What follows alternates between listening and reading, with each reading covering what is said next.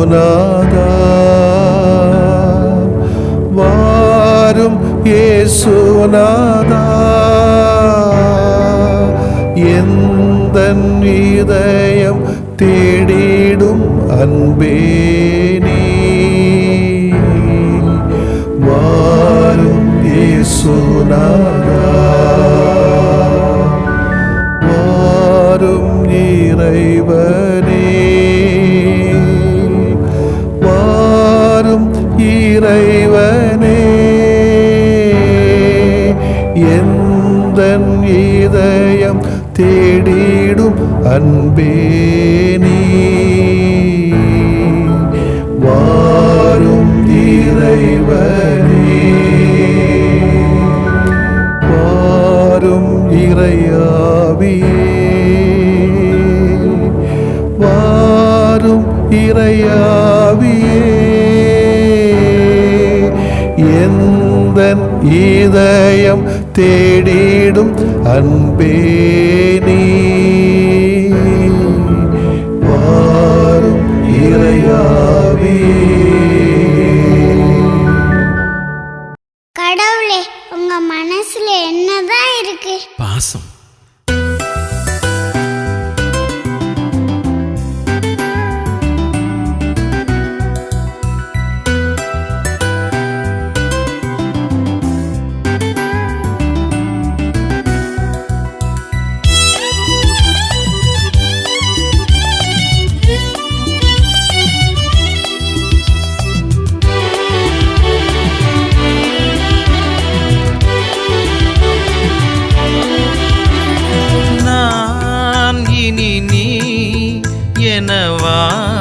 வாழ்ந்திடத்தான் நினைவினில் நாளெல்லாம் நான் உன்னில் ஆழ்ந்திடத்தான் நான் இனி நீ என வாழ்ந்திடத்தான்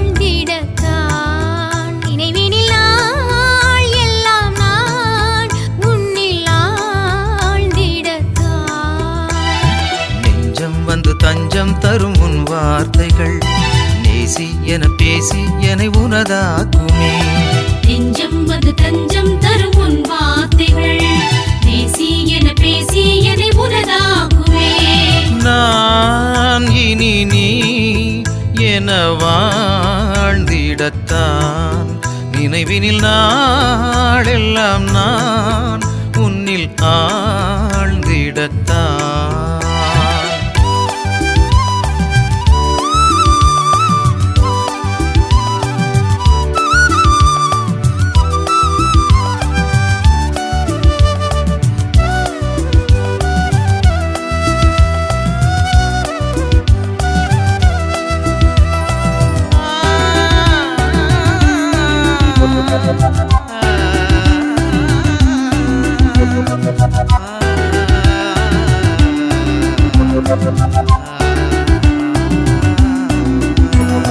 நலமான எண்ணங்களால் மகிழ்வான வார்த்தைகள் மலரும் மகிழ்வான வார்த்தைகளால் உயர்வான செயல்கள் பிறக்கும் உயர்வான செயல்களினால் உயிருக்குள் ஒழுக்கம் தவழும் உயிரான ஒழுக்கத்தினால் உலகுக்குள் வாழ்க்கை சிறக்கும் எந்தன் எண்ணம் வார்த்தை செயலால் உன்னில் உறவாடவே எந்தன் எண்ணம் வார்த்தை செயலால் உன்னில் உறவாடவே நான் இனி நீ என வாழ்ந்திடத்தான் நினைவினில் நாளெல்லாம் நான் உன்னில் ஆழ்ந்திடத்தான்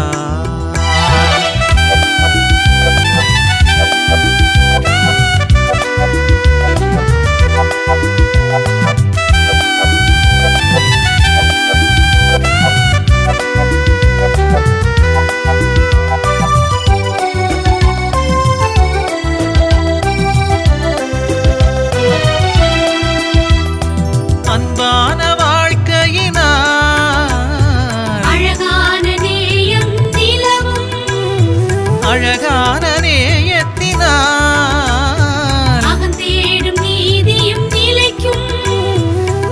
தேடும் நீதியினால் இகன் தேடும் அமைதி நிகழும் இகன் தேடும் அமைதியினால் சுகமான ஆனந்தம் நிறையும் அன்பின் வாழ்வும் வாழ்வின் பொருளும் எந்தன் பாடலாகுமே அன்பின் வாழ்வும் வாழ்வின் பொருளும் எந்தன் பாடலாகுமே நான் இனி நீ என வாழ்ந்திடத்தான் நினைவினில் நாளெல்லாம் நான் உன்னில் ஆழ்ந்திடத்தான் நான் இனி நீ என வாழ்ந்திடத்தான் நினைவினில் நாள் எல்லாம் நான் உன்னில் ஆழ்ந்திடத்தான் நெஞ்சம் வந்து தஞ்சம் தரும் உன் வார்த்தைகள் நேசி என பேசி என்னை உனதாக்குமே நெஞ்சம் வந்து தஞ்சம் தரும் உன் வார்த்தைகள் பேசி என பேசி என்னை உனதாக்குவே நான் இனி நீ என வாழ்ந்திடத்தான் நினைவினில் நாளெல்லாம் நான் உன்னில் ஆழ்ந்திடத்தான். மத்தேயு நற்செய்தி அலகு 2 இறை சொற்றொடர்கள் 13 முதல் 15 மற்றும் 19 முதல் 23 வரையிலானவைகள். ஞானிகள் திரும்பிச் சென்ற பின் ஆண்டவருடைய தூதர் யோசேப்பு கனவில் தோன்றி, நீர் எழுந்து குழந்தையையும் அதன் தாயையும் கூட்டிக் கொண்டு இஸ்ரேல் நாட்டுக்கு செல்லும், ஏனெனில் குழந்தையின் உயிரை பறிக்க தேடியவர்கள் இறந்து போனார்கள் என்றார். எனவே யோசேப்பு எழுந்து குழந்தையையும் அதன் தாயையும் கூட்டிக் கொண்டு இஸ்ரேல் நாட்டுக்கு வந்து சேர்ந்தார். ஆனால் யூதேயாவில் அர்கெலா தன் தந்தைக்கு பின் அரசாளுவதாக கேள்விப்பட்டு அங்கே போக அவர் அஞ்சினார். அங்கு அவர் நாசரேத் எனப்படும் ஊருக்கு சென்று அங்கு கூடியிருந்தார். இவ்வாறு நசரேயன் என அழைக்கப்படுவார் என்று இறைவாக்கினர்கள் உரைத்தது நிறைவேறியது. ஆண்டவரின் அருள்வாக்கு. இறைவா உமக்கு நன்றி. அன்புக்கினிய சகோதரிகளே, சகோதரர்களே, திருக்குடும்பத்தின் திருவிழாவை கொண்டாடுகிற நாளிலே திருக்குடும்பமாக வாழ்ந்து நமக்கு மாதிரியாக விட்டு சென்ற சூசையப்பர், கன்னிமரியாள், இயேசுனுடைய அத்தனை பண்புகளும் அருளும் ஆசிரியரும் மகிழ்வும் அமைதியும் சமாதானமும் உங்கள் யாவருடைய குடும்பங்களிலும் திளைத்திருக்க வேண்டும் என்று இந்த நாளிலே மனதார வாழ்த்துகிறேன், இறைவேண்டல் செய்கிறேன். திருக்குடும்பத்தில் விளங்கிய பண்புகளோடு நம்ம முழுமையாக வாழ இயலாது, முடியாது. இருந்தாலும் அதனை போன்று வாழ்வதற்கான முயற்சிகளிலே ஈடுபட்டாலே நமக்கு போதும். அந்த திருக்குடும்பத்தின் அனைத்து பரிந்துரைகளும் பாசங்களும் நம்முடைய குடும்பங்களிலே வந்து சேரும், தானாகவே வந்து சேரும். இன்றைக்கு நம்முடைய குடும்பங்களிலே கொஞ்சம் ஆய்வு செய்து பார்த்தால் நமக்கே தெரியும் நாம் எங்கே இருக்கிறோம் என்று. 120% குடும்பங்கள் தான் இன்றைக்கு அதிகமாக சந்தோஷமாக இருப்பது போல் காட்டிக் கொள்கிறார்கள். அதிகமான குடும்பங்கள் இன்றைக்கு சங்கடத்திலே தான் தத்தளித்துக் கொண்டிருக்கிறது. காரணம் ஒரு காரணம் அல்ல, பல காரணங்கள் இருக்கிறது. குழந்தைகள்கிட்ட கேட்டால் பெற்றோரை சொல்லுவாங்க, பெற்றோரை கேட்டால் குழந்தைகளை சொல்லுவாங்க, கணவனை கேட்டால் மனைவியை சொல்லுவாங்க, மனைவியை கேட்டால் கணவனை சொல்லுவாங்க, மாமியாரை கேட்டால் மாமனாரை சொல்லுவாங்க, மாமனாரை கேட்டால் மாமியாரை சொல்லுவாங்க, 2 பேரை கேட்டால் சாமியாரை சொல்லுவாங்க, சாமியார்கிட்ட கேட்டால் குடும்பங்கன்னு சொல்லுவாங்க. இப்படி மாறி மாறி மாறி பழிகளை போட்டுக்கொண்டு குடும்பங்களை குதூகலமாக்காமல் குட்டிச்சுவராக்குகின்ற ஒரு நவீன கலாச்சாரம் இன்றைக்கு வந்து கொண்டே இருக்கிறது. சேர்ந்து வாழுங்க, சோர்ந்து போக மாட்டீங்கன்னு சொன்னா இல்லை நாங்க எங்க விருப்பப்படி தான் வாழுவோம்னு சொல்றோம். ஒருத்தர் சொல்றத கேட்டு வாழுங்கன்னு கேட்டா இல்லை, நாங்க சொல்றத கேட்கறாப்பில் இல்லை, செல்லு சொல்றத நான் கேட்போம் அப்படின்னு. கூட்டாக வாழுங்கள்லாம் சொன்னா இல்லை நாங்க தனி குடும்பமாக தான் வாழ ஆசைப்படுறோம் என்று தனி வாழ்வு, பிரிந்த வாழ்வு, விவாகரத்து வாழ்வு, நலிந்த வாழ்வு என்று பல குடும்பங்கள் சின்ன பின்னமாக்கி கொண்டிருக்கின்ற இந்த சூழல்ல இந்த சூசையப்பரும் அன்னை மரியாளும் இயேசுவும் சொல்லுகிற ஒரே ஒரு பண்பு என்ன? சூசையப்பர் தன்னுடைய மனைவி, இயேசுனுடைய தாய், அவருடைய பிள்ளை இயேசு, இவர்களை எல்லாம் பாதுகாக்கிற ஒரு அனுபவத்தை நாம் பார்க்கிறோம். பல சிக்கல்கள், சூழல்கள், சிரமங்கள் வந்தாலும் கூட எகிப்தில் உள்ள பயணம் நமக்கு ஒரு அனுபவமாக மாற வேண்டும். குடும்பங்கள் இன்றைக்கு பலவிதமான சிக்கல்களை சந்திப்பதை பார்க்கிறோம். மனமுறிவுகள், பிளவுகள், ஊடகங்களின் தூக்கத்தால் அறநெறி சிக்கல்கள் போன்றவை குடும்பத்தின் ஆணிவேரையே அசைத்துக் கொண்டிருக்கிறது. திருமணம் செய்யாமல் குடும்ப வாழ்வுக்குள் நுழையாமலே விருப்பம் போல் வாழலாம் என்னும் மனநிலை மெல்ல மெல்ல பரவி வருகிறது. எனவே குடும்பங்களை உறுதிப்படுத்துகிற பணியை நாம் அக்கறையோடு ஆற்ற வேண்டியிருக்கிறது. இன்றைக்கு குடும்பங்கள் ஆன்மீகம் நிறைந்தவையாக திகழ்ந்தால்தான் இன்றைய சவால்களை நாம் சந்திக்க முடியும். வெறுமனே பணம், வேலை, பதவி என்று சொன்னால் மட்டும் குடும்பம் வாழாது. இந்த குடும்பங்களின் ஆன்மீகம், இறை நம்பிக்கை, நற்பணி, நல்லுறவு, நற்செய்தி அறிவிப்பு என்னும் 4 தளங்களிலே கட்டப்பட வேண்டும். ஒவ்வொரு குடும்பமும் நாள்தோறும் ஜெபித்து இறை வார்த்தையின்படி அமைதியிலே, அருள் சாதனங்களிலே பங்கேற்று வாழ்வதே இறை நம்பிக்கையின் வெளிப்பாடு. தங்கள் கடமைகளை நேர்மையோடும் கடமையோடும் நேர்த்தியாக ஆற்றுவது நற்பணியின் வெளிப்பாடு. பல்வேறு விதமான உறவுகளின் பாராட்டு, மன்னிப்பு, விட்டுக் கொடுத்தல், இழத்தல் போன்ற பண்புகளில் வளர்வது உறவின் வெளிப்பாடு. இறுதியாக திருமுழுக்கு பெற்ற ஒவ்வொருவரும் நற்செய்தி அறிவிக்கின்ற கடமையுடையவர்கள் என்னும் நிலையில் தங்களால் இயன்ற விதத்திலே நற்செய்திக்கு சான்று பகிர்ந்து வாழ்வது நற்செய்தி அறிவிப்பு பணியினுடைய வெளிப்பாடு. இந்த 4 தளங்களிலும் நிறைவு பெறுகின்ற குடும்பங்களே ஆன்மீக நிறைந்த குடும்பங்களாக விளங்க முடியும். இந்த நாளில் நம்ம யோசித்து பார்ப்போம், நம்முடைய குடும்பங்கள் ஆன்மீக நிறைந்த குடும்பங்களா இல்லையா? மகிழ்ச்சி நிறைந்த குடும்பமா இல்லையா? அமைதி நிறைந்த குடும்பமா இல்லையா? சமத்துவம் நிறைந்த குடும்பமா இல்லையா? சண்டைகள் நிறைந்த குடும்பங்களோடு மட்டும்தான் வாழ வேண்டும் என்று ஆசைப்படுகிறோமா? அல்லது பணமும், செக்ஸும், உயர் பதவிகளும், வெளி ஆடம்பரங்களோடு மட்டும் நின்று விட்டால் குடும்பம் என்று சொல்ல முடியுமா? இயல்பாக இருக்கக்கூடிய சிரிப்பு எங்க போச்சு? இயல்பாக வரக்கூடிய நகைச்சுவைகள் எங்க போச்சு? இயல்பாக வருகின்ற உறவு பரிமாற்றங்கள் எங்க போச்சு? இயல்பாக இயற்கையாக வாழுகின்ற அன்பு செயல்கள் எங்க போச்சு? பாரம்பரியத்தில் வழங்குகின்ற அந்த வேருக்கு சென்றால் எவ்வளவு நல்ல பாரம்பரியங்கள் இருக்கும். அவைகளை ஏன் நாம் உதறி தள்ளிவிட்டோம்? நம்ம சிந்திக்க வேண்டியிருக்கிறது. அங்க சொல்லி நீங்க கேட்கணுமா, நீங்க சொல்லி நாங்க கேட்கணுமான்னா இன்னைக்கு பேச ஆரம்பிச்சிட்டாங்க. சிக்கல்கள், சிரமங்கள், விபத்துக்கள், ஆபத்துக்கள் வருகின்ற போது இயேசு எகிப்துக்கு சென்றதை நினைவு கூறுவோம். அகதியாக அலைய நேரிடும் போது, வீட்டை காலி செய்ய உரிமையாளர் வற்புறுத்துகின்ற போது இயேசுவின் எகிப்து பயணத்தை நினைவிலே கொள்ளுவோம். வெள்ளமும் வறட்சியும் உங்களை வேறு இடங்களுக்கு விரட்டி அடிக்கின்ற போது இந்த பகுதிகளை நம்ம ஆஸ்து பார்த்துட்டே இருக்கணும். நமது வாழ்வின் இந்த எகிப்து தங்கல்கள் நமக்கு உயர்வை, எழுச்சியும் தருகின்ற காலமாக அமையலாம். இப்படித்தான் இஸ்ரேல் மக்களுக்கு எகிப்து பஞ்சத்திலே பாதுகாப்பு அளிக்கின்ற புகலிடமாக அமைந்தது. அதுபோல குழந்தை இயேசுவுக்கும் எகிப்து பயணம் புதிய எழுச்சியை கொடுத்தல் மாற்று கருத்து இருக்க முடியாது. எகிப்து அனுபவங்கள் வருகின்ற போது நாம் சோர்ந்து போக வேண்டிய தேவையில்லை. எகிப்து பயணத்திலே நமக்கு நல்ல அனுபவங்களும் அருளும் உள்ள ஒருவரின் துணை கிடைக்கும். எனவே இத்தகைய வேளைகளில் மனம் உடைந்து போக வேண்டாம். ஆமாம், அந்த நல்லவர், நேர்மையாளர், அனுபவசாலி வேறு யாரும் அல்ல, யோசேப்பு தான் நமக்கு முன்மாதிரி. எகிப்தின் யோசேப்பு பஞ்சத்தில் இஸ்ரேல் குலத்தை காத்தார். ஏரோதின் மிரட்டலிருந்து குழந்தை இயேசுவை, அன்னை மரியாவை பாதுகாத்தார். உங்களையும் பாதுகாக்க யோசேப்பு காத்திருக்கிறார், என்னையும் பாதுகாக்க யோசேப்பு காத்திருக்கிறார்.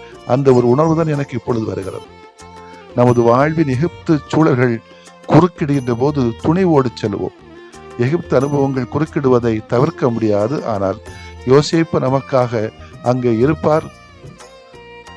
நம்பிக்கையோடு துணிவோடு செல்லுவோம். வருங்காலம் 2026 வளமானதாக மாறட்டும். நம்முடைய குடும்பங்கள் எதிர்பார்க்கின்ற மகிழ்ச்சி நிறையட்டும். ஆமென். மன்றாடுவோமாக. அன்பான ஆண்டவரே, குடும்பங்களின் தந்தையை இறைவா, உம்மை போற்றுகிறோம். எங்களை குடும்பங்களை ஆசீர்வதித்துக் கொண்டு இருப்பதற்காக நாங்கள் நன்றி செலுத்துகிறோம். எவ்வளவுதான் இறப்புகள், இழப்புகள், நோய்கள், கஷ்டங்கள் வந்தாலும் எங்களை தாங்கி பிடிக்கிற, தூக்கி பிடிக்கிற உம்முடைய கிருபைக்காக நாங்கள் உமக்கு நன்றி செலுத்துகிறோம்.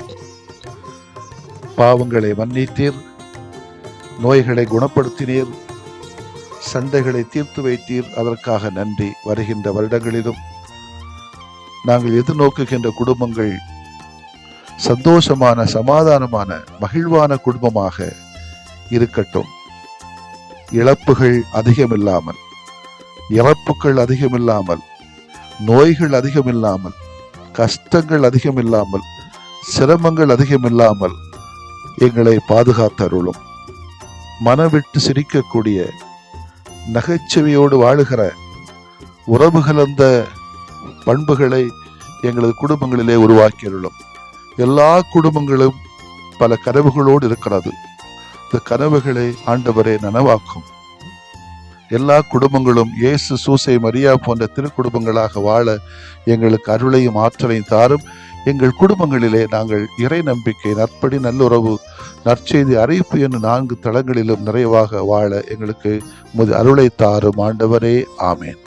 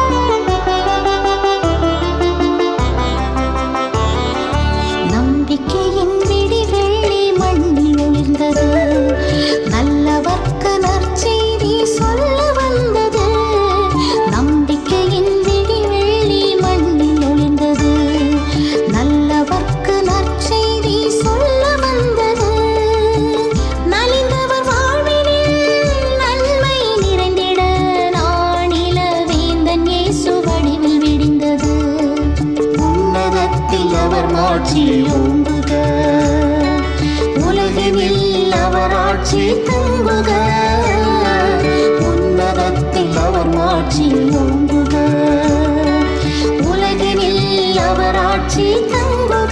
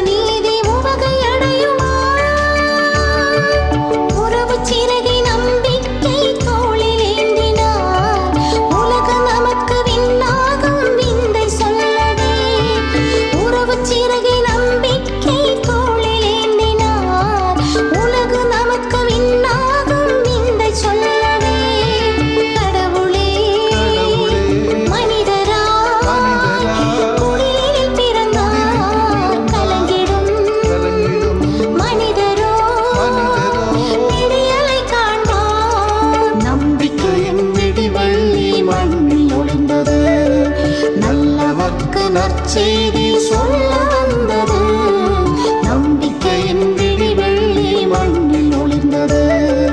நல்லவர்க்கு நற்செய்தி சொல்ல வந்தது.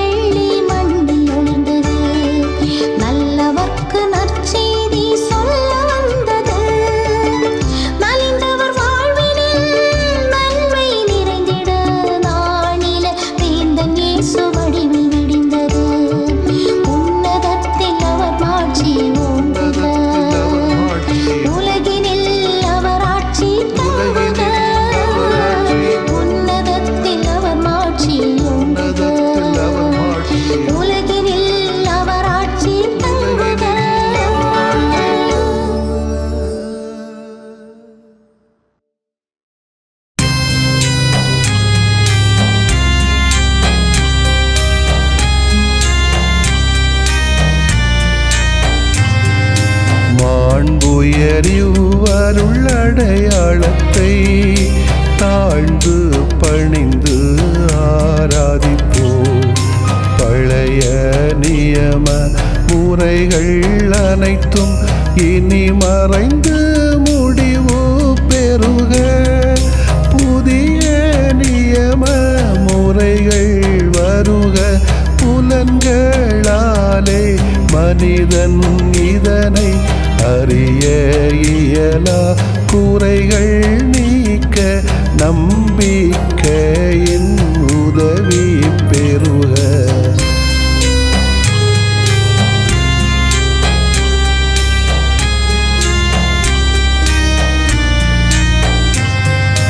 தந்தை அவர்க்கும் மகன் அவர்க்கும் புகழ்ச்சியோடு வெற்றியாக்கும். மீட்பின் பெருமை மாட்சிமையோடு வலிமை வாழ்த்து யாவுமாக.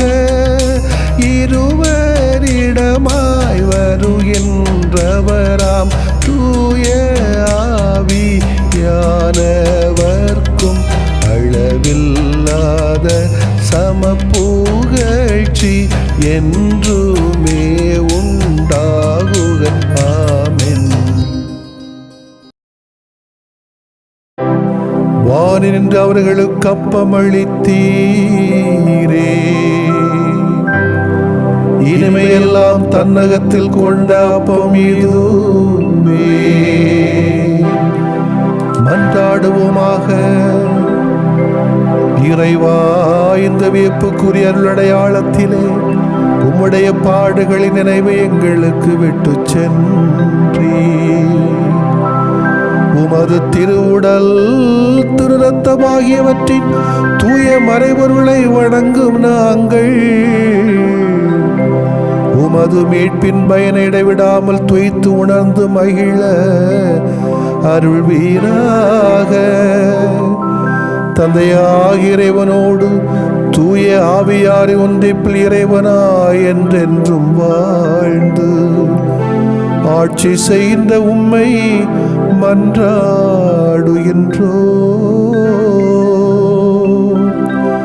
ஆமென்.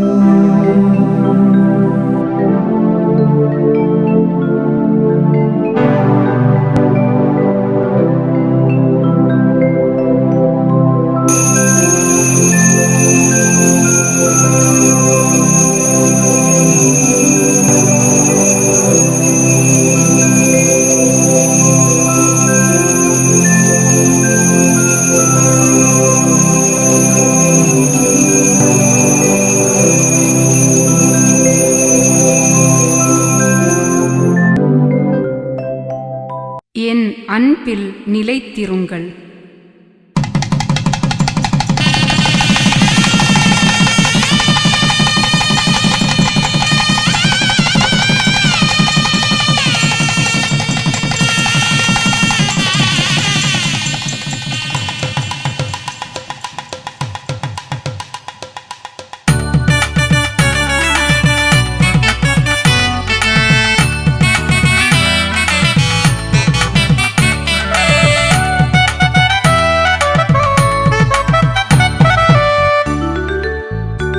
உங்கள் வாழ்நாளெல்லாம் இறைவன் தம் ஆசீராலே காப்பார். உங்கள் வாழ்நாளெல்லாம் இறைவன் தம் ஆசீராலே காப்பார்.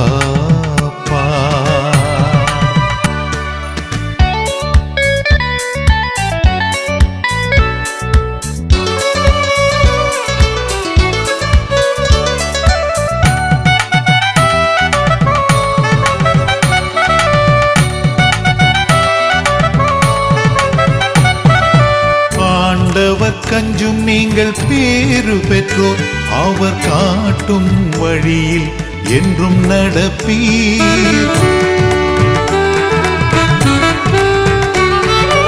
ஆண்டவர் கஞ்சும் நீங்கள் பேறு பெற்றோர், அவர் காட்டும் வழியில் என்றும் நடப்பீர். உழைப்பால் உணவை தினமுண்பீர், உழைப்பால் உணவை தினம் உண்பீர். எல்லா நலமும் வந்து சேரும், எல்லா நலமும் வந்து சேரும். உங்கள் வாழ்நாளெல்லாம் இறைவன் தம் ஆசீராலே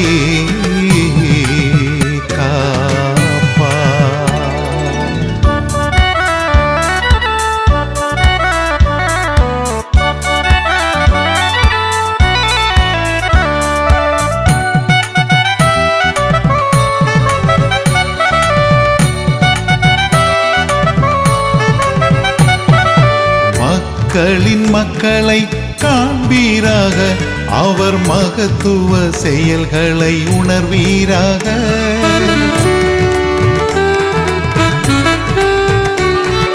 மக்களின் மக்களை காண்பீராக, அவர் மகத்துவ செயல்களை உணர்வீராக. ஆண்டவர் தரும் நிலை அமைதி, ஆண்டவர் தரும் நிலை அமைதி. ஆயுள் முழுதும் பெற்று வாழ்க, ஆயுள் முழுதும் பெற்று வாழ்க. உங்கள் வாழ்நாளெல்லாம் இறைவன் தம் ஆசீராலே காப்பார். உங்கள் வாழ்நாளெல்லாம் இறைவன் தம் ஆசீராலே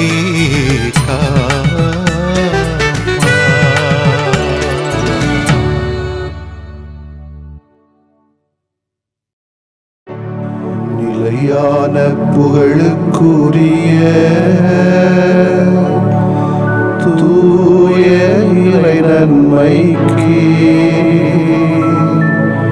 எல்லா காலமும் தொழுகையும் புகழும் போற்றியும் ஆட்சிமையும் உண்டாக கடவது. போற்றியும் ஆட்சிமையும் உண்டாக கடவது. தந்தை, மகன், தூய ஆவியாரின் பெயராலே ஆமென்.